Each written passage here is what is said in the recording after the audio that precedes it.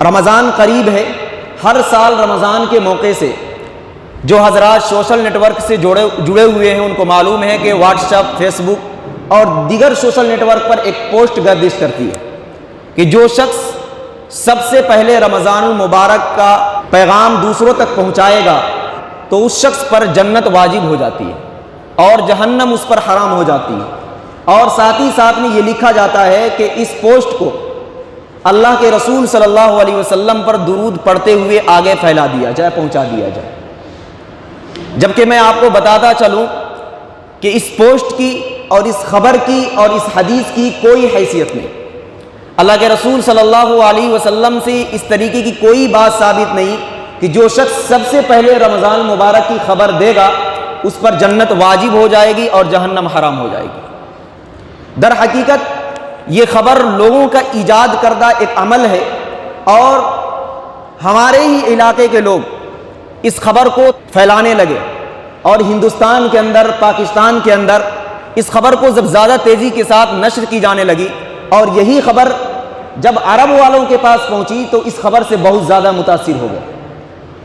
اور متاثر اس قدر ہوئے کہ اس خبر کو انہوں نے اردو سے عربی میں کنورٹ کیا اور انہوں نے عربی عبارت ایک ایجاد کر دی کہ من اخبر بخبر رمضان اولا حرام علیہ نار جہنم، کہ جو شخص سب سے پہلے رمضان مبارک کی خبر دے گا اس پر جہنم کی آگ حرام ہو جائے گی. جب یہ عربی عبارت پھر گھوم کر ہم تک پہنچی، عجمیوں تک پہنچی، تو ان لوگوں کو یہ شبہ ہوا کہ یہ عربی عبارت حدیث ہے اور اس کو لوگ حدیث کا درجہ دے بیٹھے اور یہ کہنے لگے کہ حدیث سے اس بات کا ثبوت ملتا ہے کہ جو شخص سب سے پہلے رمضان المبارک کی خبر دے گا اس پر جہنم کی آگ حرام ہو جائے گی اور اس پر جنت واجب ہو جائے گی. جبکہ اس حدیث کی کوئی حیثیت نہیں، یہ حدیث ہی نہیں بلکہ ضعیف درجے کی بھی حدیث نہیں بلکہ موضوع بھی نہیں ہے.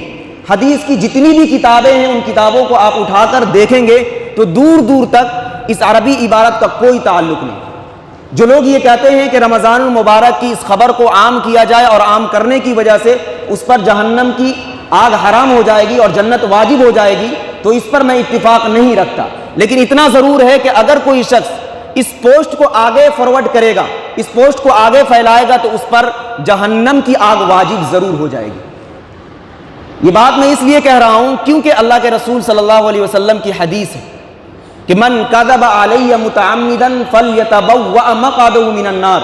کہ اگر کوئی شخص جھوٹی باتوں کو اللہ کے رسول صلی اللہ علیہ وسلم کی طرف منسوب کرتا ہے تو وہ در حقیقت اپنا ٹھکانہ جہنم میں بنا لیتا ہے. تو اس عربی عبارت کی کوئی حیثیت نہیں. اگر کوئی شخص اس کو حدیث کا درجہ دے بیٹھا ہے اور حدیث سمجھ کر اس کو آگے پھیلا رہا ہے تو در حقیقت اپنا ٹھکانہ جہنم میں بنا رہا ہے. اور اگر کوئی شخص بغیر سمجھے سن سنائی باتوں پر عمل کرتے ہوئے اس طریقے کی خبروں کو آگے پھیلاتا ہے تو وہ شخص بھی اسی زمرے میں داخل ہے. کیونکہ اللہ کے رسول صلی اللہ علیہ وسلم کی ایک اور حدیث ہے کہ کفا بالمرء کذبا ان یحدث بکل ما سمع، کہ کسی شخص کے جھوٹا ہونے کے لیے، ایک دوسری حدیث کے اندر ہے کہ کسی شخص کے گنہگار ہونے کے لیے بس اتنا ہی کافی ہے کہ وہ کسی بھی بات کو بغیر تحقیق اور تفتیش کے آگے پھیلانے لگے.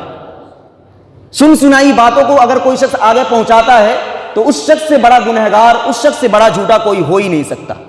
تو اس طریقے کی خبر گردش کرتی ہے کہ رمضان المبارک کی خبر جو سب سے پہلے آگے پہنچائے گا اس پر جہنم کی آگ حرام ہو جائے گی اور جنت واجب ہو جائے گی، جبکہ اس خبر کی کوئی حقیقت نہیں ہے.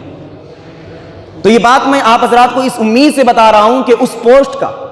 آپ بائیکاٹ کریں اور اس بات کو عام کریں کہ اس خبر کی کوئی حقیقت نہیں، بلکہ صحیح بات یہ ہے کہ بغیر تحقیق اور تفتیش کے اگر کوئی شخص آپ علیہ الصلوۃ والسلام کی طرف کوئی بات منسوب کر کے آگے پہنچائے گا کوئی خبر تو وہ اپنا ٹھکانہ جہنم میں بنا لے گا. Thanks for watching. Don't forget like, comment, share and subscribe to Al Haq Media.